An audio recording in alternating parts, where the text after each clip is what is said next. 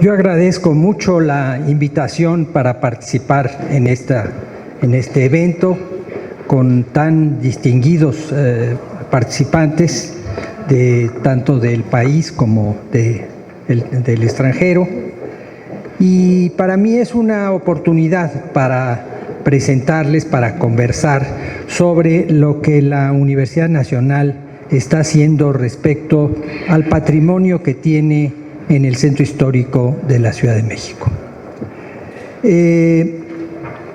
Platicábamos ayer con Carlos Clemente de cómo se había establecido el sistema de estudios superiores en nuestro país y de cómo pues había la Universidad Nacional, eventualmente otras universidades, pero que había sido muy importante la conformación del sistema de colegios que había hecho la Compañía de Jesús en las ciudades más importantes, como Puebla, como la Ciudad de México, desde Mérida hasta Saltillo, en todas las ciudades más importantes, en Valladolid, en Morelia, en Guanajuato, en Zacatecas, etcétera, etcétera, en Durango. Y cómo eventualmente esos colegios habían sido rescatados en el momento de la expulsión de los jesuitas. No desaparecen esos colegios, sino que la sociedad se hace cargo de ellos, se convierten en colegios regidos por la propia sociedad y eventualmente se vuelven las universidades de los estados. La Universidad de Guanajuato, la Universidad Autónoma de Yucatán, de Zacatecas, etcétera, etcétera, etcétera. Son colegios como este en el que estamos, que fueron grandes instituciones de educación superior, que además sembraron, sobre todo en las ciudades más importantes como México y como Puebla, sembraron de una red de colegios, o sea, no es este colegio, sino este colegio y otras varias instituciones que están en la ciudad de Puebla, y lo mismo sucedió, por ejemplo, en la Ciudad de México. Entonces eso vale la pena tomarlo en cuenta.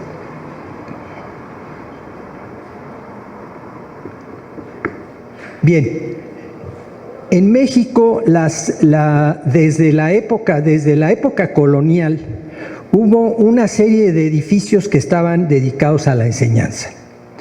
La propia universidad y los colegios que habían sido los colegios jesuitas y colegios de otras denominaciones religiosas. Los mendicantes fueron al principio los más importantes en la universidad y tenían varios colegios en el centro histórico. Y en fin, ese hecho de que existieran todos esos colegios y la universidad hizo que se constituyera el barrio universitario. Cuando la universidad es suprimida en el siglo XIX, durante medio siglo, por los gobiernos liberales, sin embargo siguen subsistiendo algunas escuelas profesionales que eran absolutamente necesarias para el funcionamiento de la sociedad. Por ejemplo, la Escuela de Medicina, la Escuela de Jurisprudencia, la Academia de San Carlos, que no había pertenecido a la universidad donde se formaban los arquitectos, y el Colegio de Minas, que no había pertenecido a la universidad, estos dos últimos fundaciones borbónicas, donde se empezaron a formar los ingenieros. Entonces, había una serie de instituciones necesarias que van a ser concentradas en la nueva universidad, en la universidad que se funda como canto del cisne del periodo de gobierno del general Porfirio Díaz en el año de 1910, a instancias de ese gran mexicano que fue Justo Sierra. Bien, aquí tenemos una serie de edificios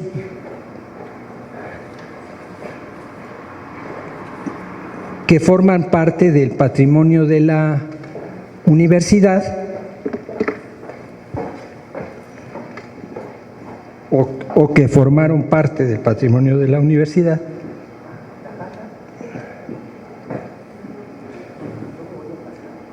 Como, bueno, de arriba, de izquierda a derecha, el Palacio de Minería de los ingenieros,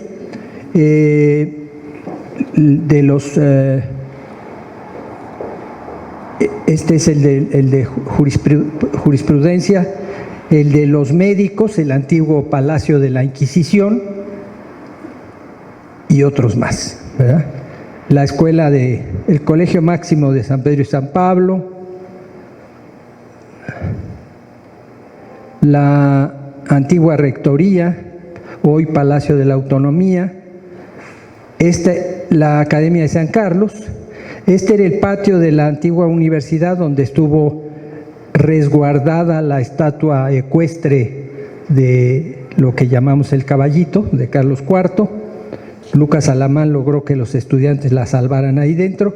Y lo que fue la Biblioteca Nacional, el antiguo convento de San Agustín.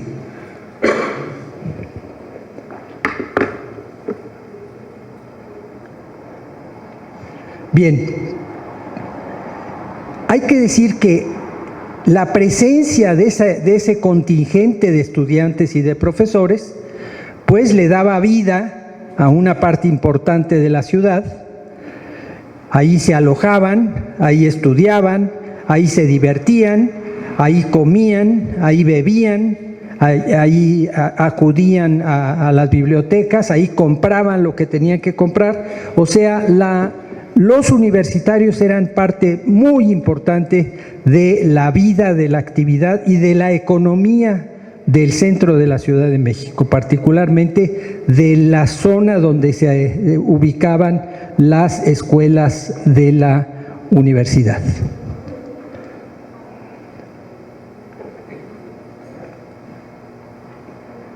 Bien, aquí podemos ver la ubicación de los distintos inmuebles. Aquí estaba la Biblioteca Nacional en el antiguo convento de San Agustín. Aquí está el Palacio de Minería, la Escuela de Minas, y así sembradas las otras instituciones. Aquí está el Palacio de la Inquisición, donde funcionaba la Escuela de Medicina, el Colegio de San Ildefonso, donde funcionaba la Escuela de Altos Estudios, que era un poco el sustituto de la Escuela de Humanidades, o sea, de las facultades de Artes y de Teología de la antigua universidad. Ya en la visión positivista, esto se convierte en la Escuela de Altos Estudios, que después vendría a ser la Facultad de Filosofía y Letras. Bien, entonces aquí tienen ustedes la relación.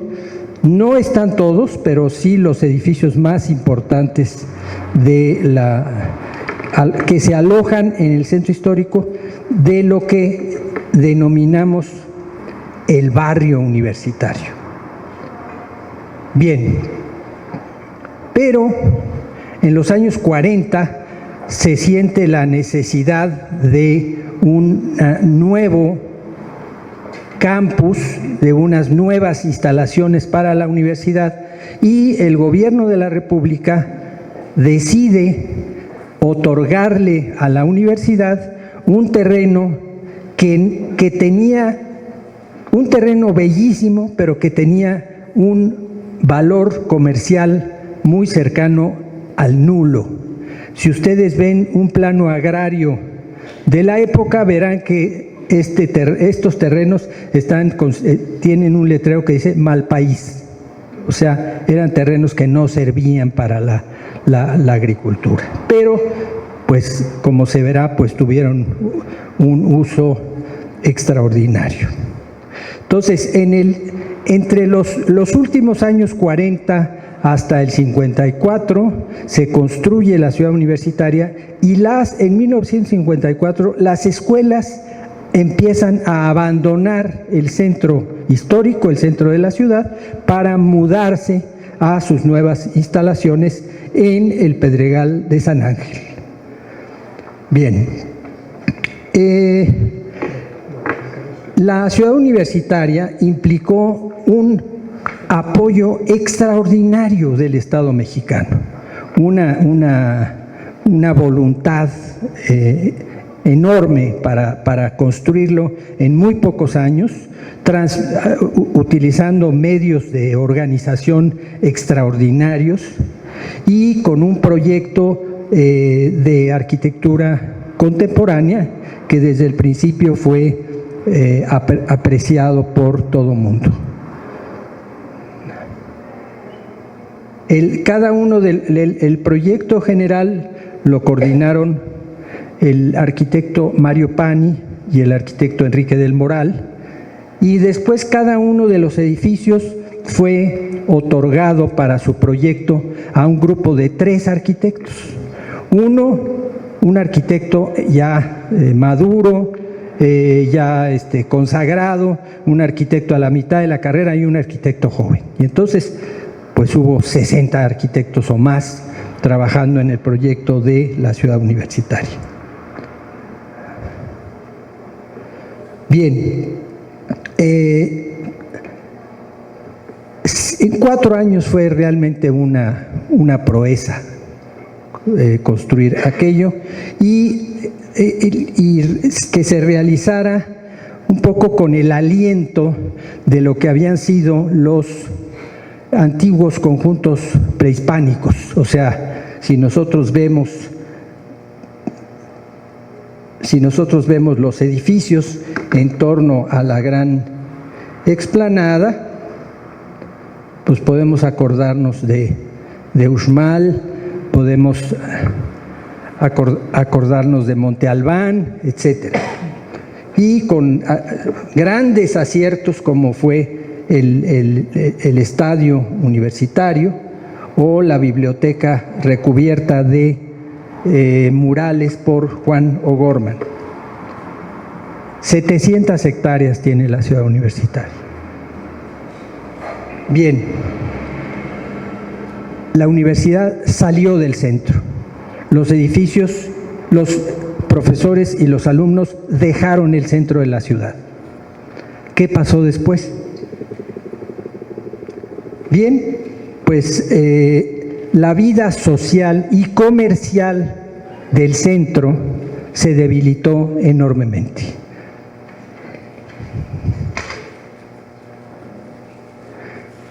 Pero, afortunadamente, la universidad no dejó los monumentos, no los traspasó, no los vendió, no los devolvió al Estado, sino conservó los monumentos. Y entonces, después de una etapa de transición, una etapa de actividad escasa, los edificios han ido adquiriendo nuevas funciones y nueva vida, y con ello han conservado vida en el centro.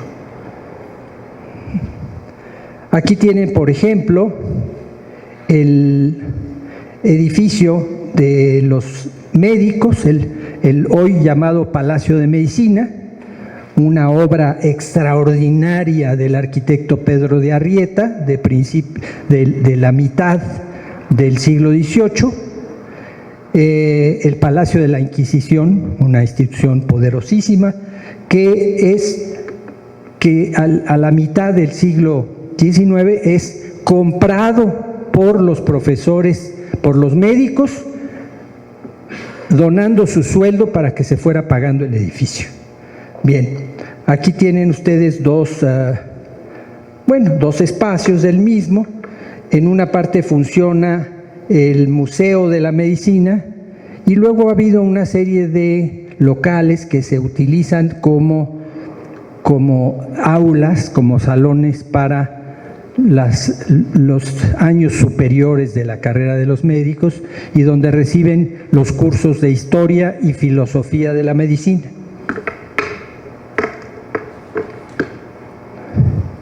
Eso por lo que se refiere a los médicos. Había anexos que habían estado abandonados por décadas y que afortunadamente en los años recientes hemos logrado recuperar.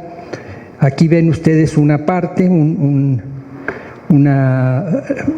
parte que había sido, que a la extinción de la Inquisición había sido vendida y convertida en una casa de gente de recursos, y que afortunadamente en los años recientes se pudo recuperar. En el auditorio, antiguo Patio de los Naranjos, funciona el Consejo Universitario, es la sede del Consejo Universitario, y también funciona, como les decía, el Museo de Historia de la Medicina. Estas son de las áreas restauradas. La casa de las que les hablaba, que tuvimos la oportunidad de restaurar hace unos años, el salón decorado y lo que se llama el protomedicato, que era el lugar donde eran examinados aquellos que querían ejercer la medicina, la cirugía, la farmacia o la flebotomía, o sea, aplicar sanguijuelas. Bien.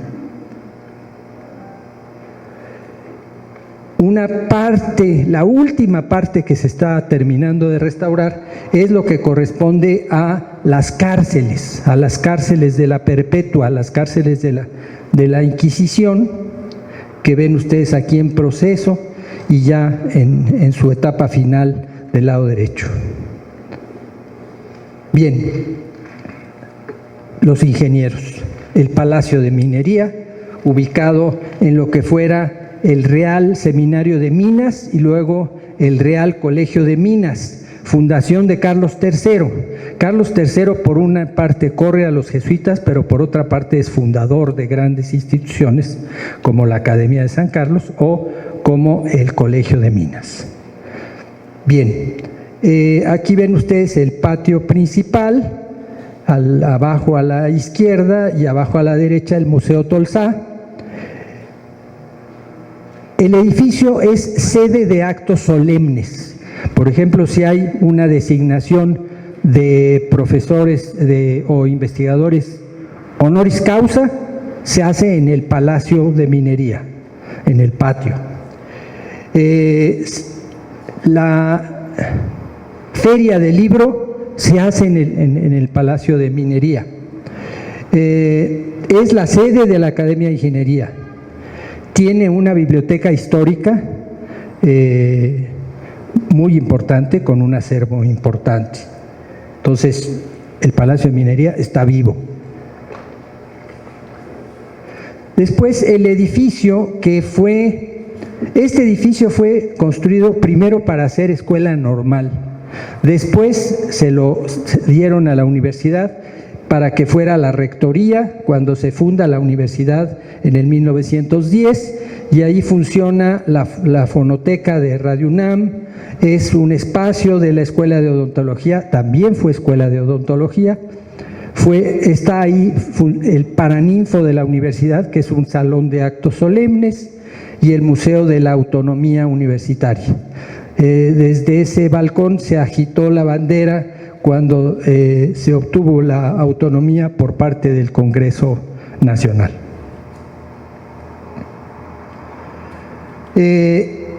La capilla del Colegio Máximo de San Pedro y San Pablo, una de las instituciones jesuitas, uno de la cadena de colegios jesuitas, el Colegio Máximo de San Pedro y San Pablo. La capilla está convertida en el Museo de las Constituciones de México. El antiguo Colegio de San Ildefonso, colegio jesuita también, quizá el más grande de los colegios jesuitas, más importante, donde convertido en espacio de exposiciones. Ahí está el salón llamado del Generalito. La Universidad la Universidad Antigua tenía un salón que era el Salón General, y como los alumnos jesuitas no se quisieron quedar atrás, el de ellos era el Generalito. No era el general, era el Generalito. Bien, pero el Generalito tiene además la sillería que fue del convento de San Agustín, una sillería extraordinaria. Y el conjunto de murales de los grandes muralistas. La Academia de San Carlos, fundada a fines del siglo XVIII para la enseñanza de las tres nobles artes, la pintura, la escultura y la arquitectura, a semejanza de las academias españolas de San Fernando de Madrid y de San Carlos de Valencia, que se aloja en lo que antes fuera un hospital, el Hospital de las Bubas, o sea, un hospital para atender enfermedades venéreas, fundado por el primer arzobispo, don Fray Juan de Zumárraga. Ahí funciona, en la Academia de San Carlos, está la colección de vaciados de yeso que trajo la primera tanda Manuel Tolsay, que luego se fue enriqueciendo. Están ahí en la Academia de San Carlos, en la antigua Academia de San Carlos. Ahí están también la colección de medallas y de grabados, y es un campus de la Escuela de Artes y Diseño. O sea, ahí se dan cursos, ahí se hacen ceremonias y se conserva parte de la biblioteca. Bien, el antiguo convento de San Agustín, una nave espléndida que pueden ustedes ver. La foto de la izquierda es de cuando funcionaba ahí la Biblioteca Nacional. Se secularizó el convento y se dedicó a alojar las colecciones que se habían traído de los distintos conventos, de la universidad, del seminario, de las catedrales, etcétera, etcétera. Y ahí se está constituyendo, se está planeando lo que se llamaría el Centro San Agustín. Se están llevando a cabo trabajos de adecuación para que allí funcione una sede de la Biblioteca Nacional, la sede centro de la Biblioteca Nacional, la Dirección General de Divulgación de las Humanidades. Ahí tienen ustedes la nave que ha sido restaurada durante 20 años, porque estaba en problemas graves, y luego el proyecto de cómo quedaría el atrio, y también de lo que será el Museo de San Agustín. Pero hay la idea de articular todo esto en lo que se ha llamado el Campus Centro Histórico. O sea, la Universidad Nacional está dispuesta a hacer el mayor esfuerzo para reforzar aún más y articular su presencia en el centro histórico y en el funcionamiento de esta serie de monumentos de los que hemos platicado. Entonces, hay ya varios proyectos para el campus centro histórico. Algunos irían en la vía de la señalética, estelas de identificación, estelas de orientación, recorridos.